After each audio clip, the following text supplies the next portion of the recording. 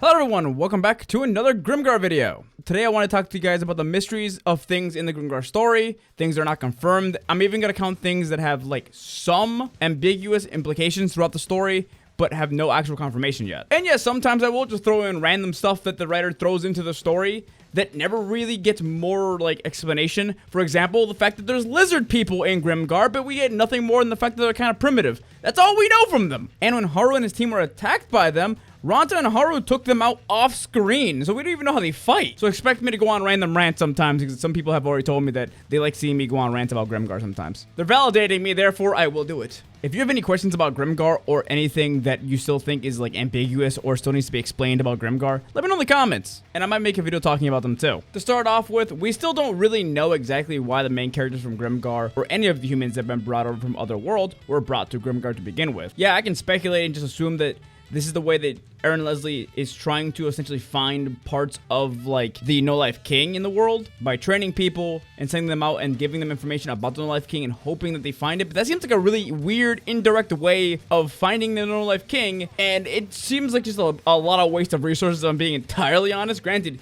it technically worked, but it feels kind of sloppy and dumb. Especially since it's kind of shown that the only reason why anyone has any information that the No Life King might be returning into the world is because Soma went out and found the information. So the information itself is not like really available to everyone. It just was out there. Again, this is all theories, but it just feels really weird because like, what exactly is his plan? And if I'm being entirely honest, the way it went down feels more like it was luck-based than anything else than an actual strategy. Aaron Leslie is another thing we probably don't know as much as we want to about. We really don't know his actual endgame. We don't know if he's on the same side as the No Life King or if he's using the No Life King. But I think personally that he's probably using the No Life King in a way as well.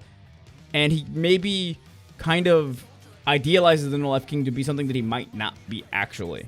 I should probably mention for anybody who's watching this in the future, as of today, I still have not read volume 20 or 21, or at least of the day of me recording this video. So if any of this gets actually explained, that's great, but I don't know that yet.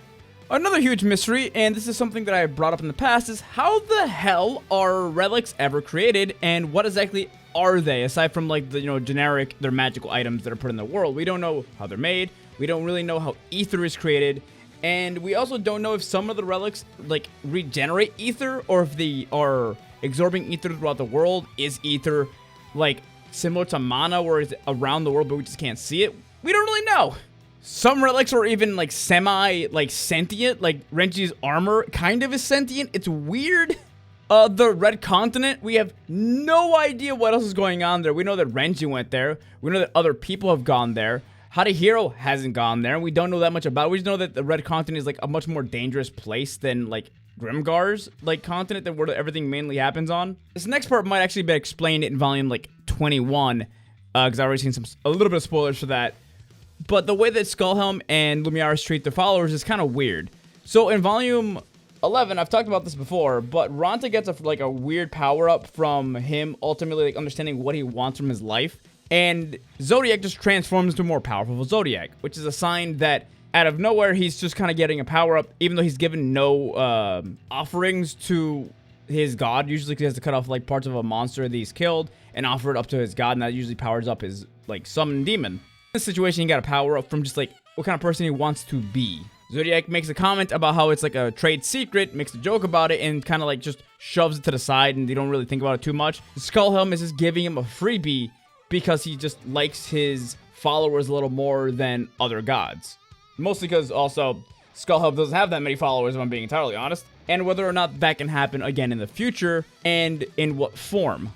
It's kind of always been unexplained why Zodiac just transformed like that, and I kind of want to like, maybe it's setting up for something in the future. I'm hoping, maybe.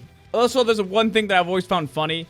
So when people in Grimgar die, they get turned into like undead, zombie things, and Skullhelm lets his followers who are undead continuously use his powers. He doesn't like take it away from them.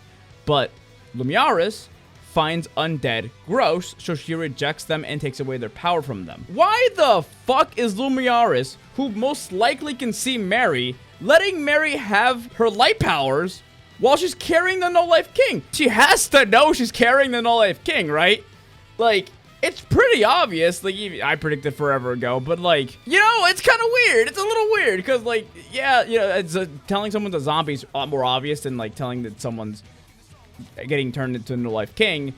But I mean, what was Luminaris just like not watching that day? I don't know.